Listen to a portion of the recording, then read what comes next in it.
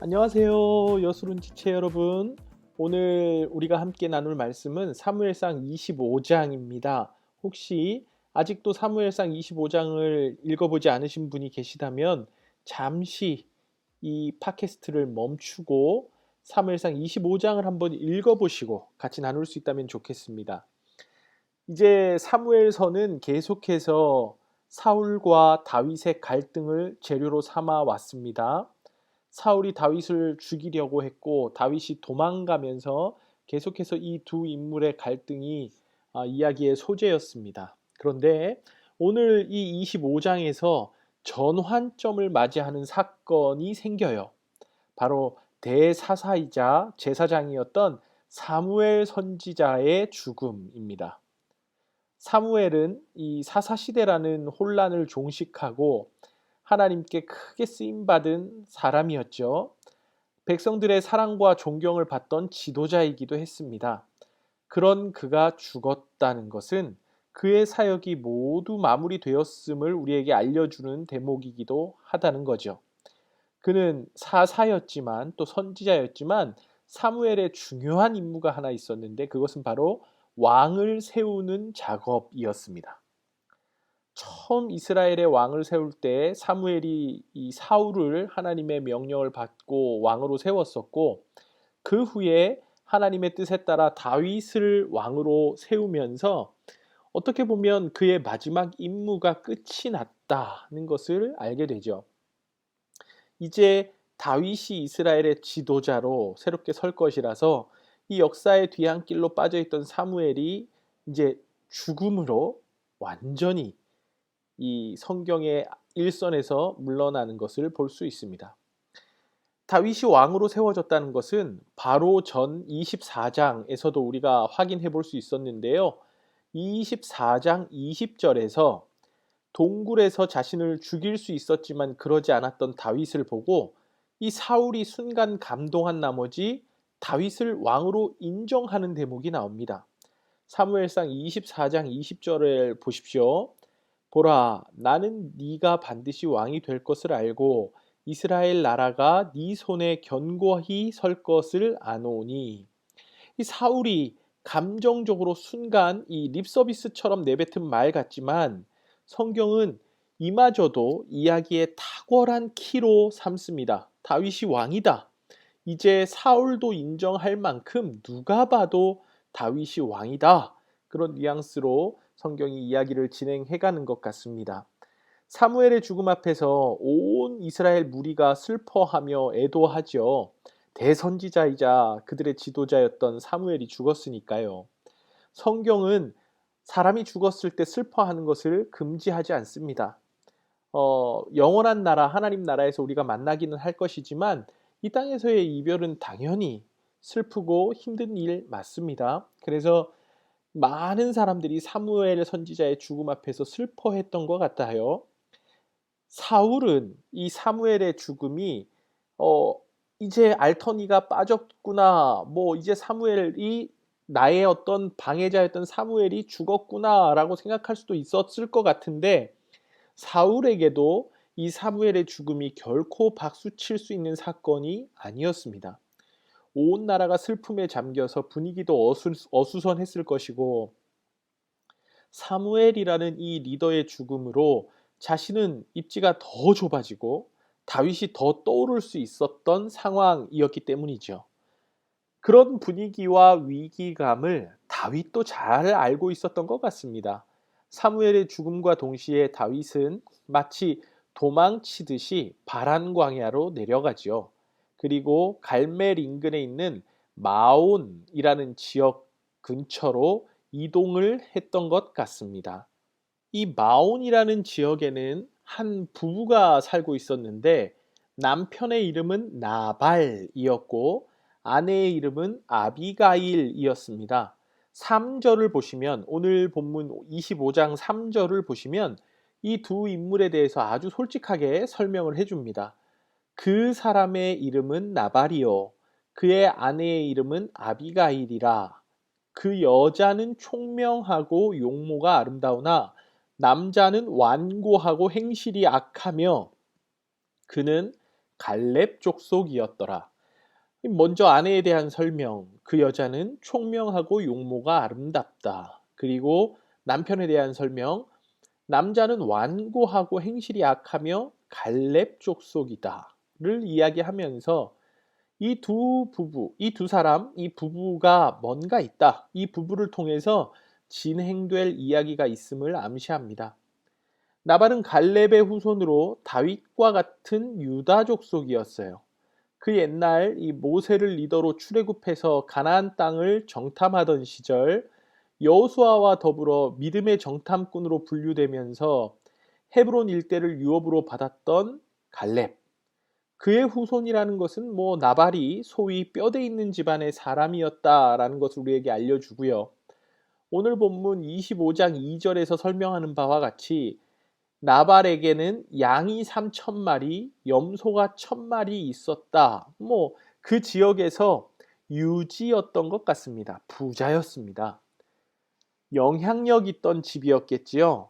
그런 영향력 있던 나발의 집에서 양털 깎는다는 소식이 전해졌습니다. 이 나발의 집에서 양털을 깎는다는 소식은 마을 잔치였다. 축제의 날이었다라는 말로 해석해도 과언이 아니었을 겁니다. 고대 가나안 지역에서는 봄과 가을 두 차례에 걸쳐서 양털을 깎았는데 마치 추수하고 수확하는 날처럼 풍성한 날이었습니다. 다윗에게도 이 소식이 전해졌습니다. 이런 잔치 때는 모든 사람들이 와서 같이 먹었어요. 나그네나 불황자들 이런 사람들 모두 와서 누구나 부담 없이 먹을 수 있는 날이었습니다. 왜냐하면 이스라엘에서 가장 중요한 정결법, 식사법, 환대법에 근거해서 그랬습니다. 이스라엘 사람들은 그들의 문화에서 나그네를 결코 외면하지 않았습니다. 더구나 잔칫날이었으니 심히 기대할 수 있었던 날이기도 했습니다. 그 사실에 기대서 다윗이 자신과 함께하던 소년 10명을 보내어 먹고 마실 것의 공궤를 정중히 나발에게 요청하죠. 또 다윗이 이렇게 요청할 수 있었던 이유가 있다면 당시 치안이 제대로 잡혔을 리 없는 곳에서, 그 마을에서 다윗 일행의 존재가 이 다양한 위협으로부터 나발 소유의 재산을 보호하고 지키는데 일조했었던 것 같습니다. 도적대라든지 불량한 그룹이 그 지역에서 활동하고 싶었다 할지라도 다윗의 일행들이 진을 치고 있었기 때문에 왕성히 활동할 수가 없었겠지요. 그래서 다윗이 나발에게 일종의 보호비를, 양털 깎는 날이기도 했으니까요. 일종의 보호비를 요구한 것인데 나발의 반응이 꽤나 호기롭습니다. 10절을 한번 보시죠. 10절, 11절. 다윗은 누구이며 이새의 아들은 누구냐? 요즘에 각기 주인에게서 억지로 떠나는 종이 많도다. 내가 어찌 내 떡과 물과 내 양털 깎는 자를 위하여 잡은 고기를 가져다가 어디서 왔는지도 알지 못하는 자들에게 주겠느냐 한지라. 다윗? 이새의 아들이라고? 걔 요즘 주인인 사울을 배신하고 도망다니고 있다며. 그런 자에게 내가 왜 떡과 물과 고기를 줘야 되지? 날 뭘로 보고 이러는 거야? 이 정도로 각색해 볼 수 있지 않을까요? 굉장히 무시와 경멸을 담은 발언으로 응대했습니다. 나발의 대답을 전해들은 다윗은 분노합니다. 13절이에요. 다윗이 자기 사람들에게 이르되 너희는 각기 칼을 차라 하니 각기 칼을 차매 다윗도 자기 칼을 차고 400명가량은 데리고 올라가고 200명은 소유물 곁에 있게 하니라. 이 13절은 매우 중요한 구절입니다. 이 구절이 중요한 이유는 다윗이 자기 사람들에게 칼을 차라고 명령하고 나발을 무력으로 제압할 준비를 하고 있다는 점에서 매우 중요합니다. 원래 다윗은 이런 사람이 아니었죠. 골리앗과 싸울 때도 야 너는 칼과 창과 단창으로 내게 나아오지만 나는 만군의 여호와 하나님의 이름으로 나아간다고 했던 사람이 다윗 아닙니까? 사울을 죽일 수 있었음에도 그는 칼보다는 하나님께 집중하며 사울을 죽이지 않았던, 하나님께 집중하던 자였습니다. 그런 그가 지금 굉장히 어울리지 않게 이 분노감에 사로잡혀서 칼을 차라고 명령하고 있는 것입니다. 우리는 항상 이렇게 작은 돌뿌리를 조심해야 됩니다. 골리앗과의 싸움이나 사울 앞과 같은 큰 싸움, 큰 것처럼 느껴지는 싸움에서는 이 마음을 잘 부여잡고 절제할 수 있지만 먹을 것을 나누지 않겠다는 이 나발의 도발에는 바로 무너지기도 하는 것이 바로 우리이죠. 우리의 연약함이 그렇습니다. 이런 다윗의 동태를 알게 된 나발의 하인 한 사람이 나발의 부인 아비가일에게 현재의 위기를 전합니다. 많은 사람들이 나발이 요청하지도 않은 이 보호를 명분으로 다윗이 뭔가 뜯어내는 사람처럼 생각하기도 하는데 이 하인의 발언을 통해서 다윗이 이야기했던 보호와 도움이 사실이었는지 아닌지를 알 수 있습니다. 14절부터 17절까지 이 하인의 말을 같이 한번 들어보시죠. 하인들 가운데 하나가 나발의 아내 아비가일에게 말하여 이르되 다윗이 우리 주인에게 문안하러 광야에서 전령들을 보냈거늘 주인이 그들을 모욕하였나이다. 우리가 들에 있어 그들과 상종할 동안에 그 사람들이 우리를 매우 선대하였으므로 우리가 다치거나 잃은 것이 없었으니 우리가 양을 지키는 동안에 그들이 우리와 함께 있어 밤낮 우리에게 담이 되었습니다. 그런즉 이제 당신은 어떻게 할지를 알아 생각하실지니 이는 다윗이 우리 주인과 주인의 온 집을 해하기로 결정하였음이니이다. 주인은 불량한 사람이라 더불어 말할 수 없나이다 하는지라. 실제로 나발을 선대하고 지켜주었던 이 다윗에 대한 나발의 태도가 무척 모욕적이었다 증언하는 거죠. 나발이라는 이름의 뜻이 어리석은 자, 미련한 자라는 뜻입니다. 아마 예명이었을 거라고 생각을 해요.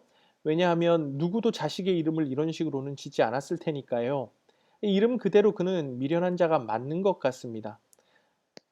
그런데 여러분, 그럼에도 이 이야기는 단순히 이 나발이라는 한 미련한 사람이 있었다, 거기에 초점을 맞추지 않고 나아가서 다윗의 미련함을 보여주면서 우리에게까지 투영해서 생각해 볼 수 있는 틀을 마련해 주는 이야기입니다. 아까 13절이 중요하다고 제가 말씀드렸었죠. 13절에서 칼을 의지하려던 다윗을 기억하시나요? 다윗도 지금 뭔가 잘못된 행동을 하고 있음을 알려주면서 그 역시도 실수할 수 있는 미련한 나발과 다를 바 없는 사람임을 이야기합니다. 사무엘서는 다윗이 주인공인 것 같아도 그 다윗을 세우셔서 일하시는 하나님을 보여주는 책이지 결코 다윗이라는 한 사람을 자랑하고 높이는 책이 아니에요. 성경은 어디에서도 인간의 완전함과 위대함을 증언하지 않습니다. 다윗도 완전하고 완벽한 인간이 아니었어요. 결국 하나님을 간과하고 하나님께 집중하지 않으며 자신이 가진 힘과 능력을 믿을 때 인간은 누구나 어리석고 미련한 자가 되는 것입니다. 여러분, 다윗은 지금 이대로만 가면 왕이 되는 것이 자명했습니다. 모든 백성들도 그렇게 생각했고 이미 이스라엘에서 다윗의 위상이 그랬어요. 모든 백성이 다윗의 일거수일투족을 전해 듣고 관심을 가지면서 알았을 겁니다. 모두가 언제 왕이 될지, 다윗이 어떻게 즉위할지를 지켜보고 있는 시점에서 다윗은 순간의 감정으로 큰 실수를 할 뻔한 거죠. 지금 나라가 블레셋이 쳐들어와서 이 위기에 처했음에도 왕인 사울은 그 나라를 구하는 일보다 왕으로서 그 책무보다 다윗을 쫓는 것에 더 혈안이 되어 있습니다. 정상이 아니에요. 왕이 먼저 나라를 보호하려 하지 않고 개인의 원한으로 다윗을 쫓고 있습니다. 24장을 보면 동굴에서 다윗이 찬스를 잡지요. 그러나 다윗은 이제 사울을 살려줍니다. 이 다윗의 이야기를 듣고 사울이 펑펑 울면서 잘못했다고 사과를 하지만 일시적인 사과일 뿐이었습니다. 그런데 이 이야기가 백성들에게 퍼져나갔다면 자기를 위해서 하나님께 기름 부음 받은 자를 죽이지 않은 사람이라는 것을 이 모든 백성들이 듣고 다윗에 대한 평가를 좋게 했겠죠. 주가가 연일 올라갔을 겁니다. 26장에서도 동일한 일이 생깁니다. 이제 사울이 다윗이 사울을 죽일 수 있었음에도 불구하고 그러지 않죠. 그렇게 다윗의 평판이 좋아지고 언제 왕이 되어도 이상하지 않은 시점에 와 있는데, 이 나발 사건에서 보면 나발은 미련하게 다윗의 청을 거절한 후에, 나발이 이제 미련하게 다윗의 청을 거절하고 다윗이 보였던 행동이 어떻습니까? 자존심이 너무 상해서 이 사울의 생명은 지켰던 그가 나발에게는 그 하인까지 다 죽이려고 마음을 먹은 겁니다. 마치 누구처럼 말입니까? 사울처럼 말이죠. 아, 이쯤 되면 사울을 살렸던 그의 행동은 용기나 온유가 아니라 자기보다 약한 자는 가차없이 죽일 수 있는 자로 생각될 수도 있는 일입니다. 사울은 왕이고 자기보다 세니까 죽이지 못했고, 자기보다 약하고 신분상 높지 않아 보이는 나발은 죽이려고 했습니다. 그날 다윗이 나발의 집을 다 죽였다면 훗날 그가 왕이 되었다 할지라도 그에 대한 백성들의 지지나 신뢰는 높지 않았을 겁니다. 나발이 미련하고 어리석은 거절을 한 것은 맞습니다. 하인들도 심상치 않다는 생각을 했었고, 이는 다윗에 대한 두려움이라기보다 이건 아닌데, 우리가 도움을 받았는데 우리 주인이 잘못한 것 같다는 양심의 소리였죠. 그래서 아비가일을 찾아간 거 아닙니까? 자초지종을 들은 아비가일은 잔뜩 싸들고 다윗을 찾아가서 400명을 이끌고 달려오는 다윗 앞에 무릎 꿇고 간청합니다. 남편을 용서하십시오. 내 남편은 나발이라는 이름대로 어리석은 자입니다. 28절을 보시면 주의 여종의 허물을 용서하여 주옵소서. 여호와께서 반드시 내 주를 위하여 든든한 집을 세우시리니 이는 내 주께서 여호와의 싸움을 싸우시며 내 주의 일생에 내 주에게서 악한 일을 찾을 수 없음이니이다. 이 말씀만 봐도 아비가일이 생각하는 다윗은 하나님을 위해서 싸우는 사람, 이전까지 실수가 없었던 사람, 하나님의 사람이라는 것을 알고 있었습니다. 이런 맥락에서 아비가일은 나발이 다윗을 거절한 일을 보고 단순히 아니 저렇게 어려운 사람을 도와주지 않다니라는 죄책이나 다윗의 세력이나 힘을 몰라보고 경고망동했다는 비겁함이 아니라 나발이 하나님의 사람을 거절했다. 이는 하나님이 하시는 일을 방해하는 일이었다고 생각을 한 것이지요. 30절, 31절 한번 집중해서 보시죠. 여호와께서 내 주에 대하여 하신 말씀대로 모든 선을 내 주에게 행하사 내 주를 이스라엘의 지도자로 세우실 때에 내 주께서 무죄한 피를 흘리셨다든지 내 주께서 친히 보복하셨다든지 함으로 말미암아 슬퍼하실 것도 없고 내 주의 마음에 걸리는 것도 없으시리니 다만 여호와께서 내 주를 후대하실 때에 원하건대 내 주의 여종을 생각하소서 하니라. 결국은 하나님이 다윗 당신을 왕으로 세우실 텐데 그때 부르심에 부합하는 자로 남아 주십시오. 실수하지 마십시오. 라는 부탁과 하나님 앞에서 이제 흠을 만들지 마라. 실수하지 말라는 충고를 담아서 지혜롭게 아비가일이 전달을 한 것입니다. 분노와 충동으로 하나님 앞에서 자신의 힘을 앞세워 실수할 뻔했던 다윗이 회복되는 계기가 되었습니다. 결국 다윗이 돌아가고 아비가일이 집에 돌아왔을 때 남편 나발은 한창 잔치를 베풀고 있었습니다. 잔치가 무르익고 그는 그 잔치가 왕이 베푼 잔치처럼 성대했다 성경이 증언해요. 나발은 이미 많이 취해 있었습니다. 다음날 나발이 술이 깰 때쯤 아비가일이 자신이 다윗을 선대한 일과 다윗이 여기를 공격하러 오다가 돌아갔던 이야기를 나발에게 하는데 아비가일의 이야기를 듣자마자 나발이 그 자리에서 몸이 돌덩이처럼 변하고 맙니다. 아마 이 심정지나 뇌졸중이 왔던 것 같아요. 그리고 열흘 후에 죽습니다. 후에 다윗은 자신을 깨우쳐주고 예의를 갖춰준 이 지혜로운 여인이었던 아비가일을 찾아 결국 아내로 맞아들입니다. 그런 이야기예요. 하나님은 다윗이 나발을 쳐서 죽이려 할 때 그렇게 두지 않으셨고 아비가일을 통해서 막으셨습니다. 그리고 하나님이 직접 나발의 욕심과 미련함으로 비롯된 행동의 대가를 물으셨죠. 사무엘상 25장에서도 26절과 39절 등 반복해서 암시하고 고백하는 사실은 하나님께서 다윗을 막으셨다. 하나님 앞에나 왕으로서 다윗이 바로 설 수 있게 주님이 아비가일을 통해서 막아주셨다라는 사실입니다. 하나님은 늘 우리가 실수하거나 어려운 일을 저지르려 할 때 막으십니다. 오늘날 우리에게는 성령 하나님께서 우리의 감정과 마음과 신앙의 양심에 호소하시고 막으시는 것처럼 말입니다. 그런데 제가 이렇게 말을 하면 혹 여러분들 중에 목사님, 저는 왜 그런 실수를 했어야 했죠? 목사님, 하나님께서 왜 저는 막아주시지 않았나요? 라고 묻고 싶은 멤버들이 있을 것 같습니다. 흑역사들이 다 있잖아요. 하나님은 늘 도우시고 막아주시지만 우리에게 자유의지를 주셨습니다. 그게 하나님의 주권과 어우러져서 우리의 삶으로 나타나는데 그 자유의지가 있는 우리는 하나님의 말씀과 강권에 항상 귀 기울이거나 순종하지 못하고 살아요. 하나님이 말씀하셔도 우리의 자유의지로서 우리가 하기 좋은 대로 행해버립니다.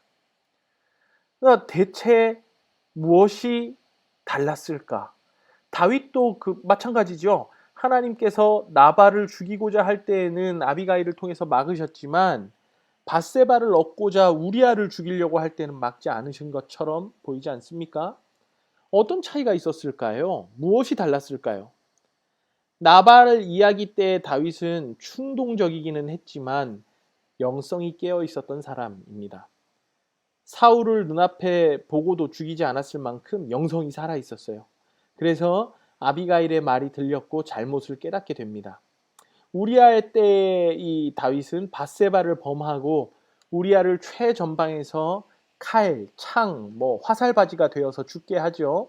그리고 후에 나단 선지자의 질책과 아이가 죽는 일을 당하고 나서야 겨우 깨닫게 됩니다. 우리는 우리의 영성이 살아있을 때, 즉 하나님과 가깝게 소통하고 그분의 존재가 우리에게 크면 클수록 아주 사소하고 세미한 음성에도 순종하고 고치면서 따라갈 수 있는데 우리의 영성이 죽어 있을 때, 하나님께 등을 돌리고 있거나 다른 요소에 한눈 팔려 있을 때에는 아무리 하나님이 보여주시고 말씀하셔도 내 생각과 경험과 판단에 의지해서 마음대로 살아버립니다. 아비가일의 말을 듣고도 아니야, 나발이란 자는 도대체 긍휼을 모르고 베품을 모르는 자라서 내가 그를 죽이겠다, 이런 합리화를 할 수도 있었을 겁니다. 그런데 다윗은 그러지 않았습니다. 바로 돌이키죠.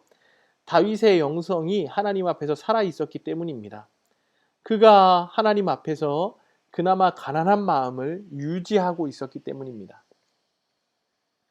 여러분, 우리는 하나님께서 여러분의 삶 속에 개입하셔서 길을 막으신다고 생각되거나 막으시는 것을 경험할 때가 종종 있습니다. 이해되지 않고 당황스러운 일들을 만날 때가 있죠.